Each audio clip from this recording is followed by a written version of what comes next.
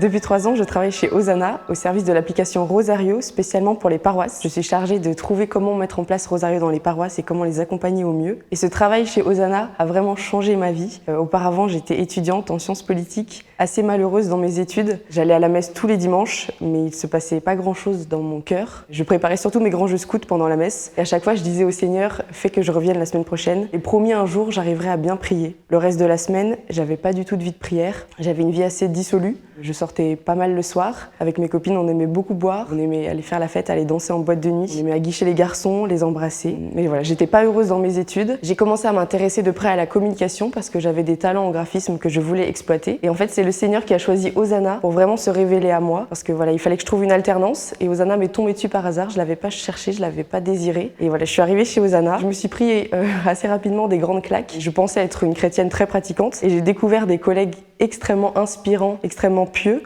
Au bout de 2 semaines, on a eu un séminaire et j'ai rencontré pour la première fois Thomas, le directeur d'Hosanna, qui nous a expliqué sa vision et son désir d'accompagner un maximum de personnes à prier au quotidien. Il faisait ce constat que malheureusement, il y a des chrétiens qui ne prient pas en dehors des messes et que c'est vraiment désolant. Et je me suis tout de suite reconnue dans ce cadre chrétien et ça m'a vraiment retournée. Je me suis rendu compte qu'il y avait un problème et que j'étais pas alignée et qu'en fait, j'avais vraiment pas de relation à Dieu, que je faisais les choses parce qu'on me les avait toujours apprises. Et j'en ai parlé à ma maman et je lui ai dit, mais en fait, nous, on prie pas dans la famille, on va juste à la messe. Et elle m'a dit, mais si, moi, je prie matin et soir. Et en fait, j'ai découvert que dans ma famille, on priait. Je pensais que c'était un truc un peu dépassé, la prière, que c'était un peu cliché pour les vieux. Et là, je me suis dit, bon, il va falloir que je m'y mette. Mais en ayant vraiment mal au ventre, en me disant que moi, j'étais nulle par rapport aux autres parce que je savais pas prier, j'arrivais pas à prier. Et j'ai un autre collègue qui m'a dit un jour, Louis, Juliette, quel est ton désir de vie? Et là, ça m'a mis ma 2e claque chez Hosanna. Je me suis dit, mais en fait, j'ai pas de désir de vie. Moi, j'avance de partiel en partiel, de fête en fête. Je sais pas ce que je désire. J'ai envie de me marier, d'avoir des enfants. Mais une fois que ce sera le cas, ce sera quoi mon désir dans la vie? Il me restera peut-être une 50aine d'années à vivre et j'aurai pas de désir. J'ai commencé à questionner, à parler beaucoup. Et c'est mes collègues, peu à peu, qui m'ont vraiment révélé le Christ. C'est Maxence qui m'a aidé à lire mon premier livre spirituel. Il m'a recommandé La liberté intérieure et là, ça a ouvert un champ des possibles énorme pour moi. J'ai découvert qu'il y avait vraiment quelque chose que je pouvais vivre intérieurement qui allait me rendre heureuse. C'est Mathilde qui m'a guidée vers un groupe de prière. C'est elle aussi qui m'a fait comprendre que j'avais une vocation et qu'il fallait que je la cherche, que le Seigneur attendait que je cherche cette vocation, que je prenne du temps pour lui. Voilà, donc j'ai pris un directeur spirituel et j'ai commencé à chercher quelle était ma vocation. C'est Marion qui m'a appris que j'avais un ange gardien qui veillait sur moi et que je pouvais le prier. Et sur Hosanna, j'ai commencé à prier des neuvaines, ce que j'avais jamais fait de ma vie. Sur Rosario, j'ai commencé à prier le chapelet. Et en fait, j'ai découvert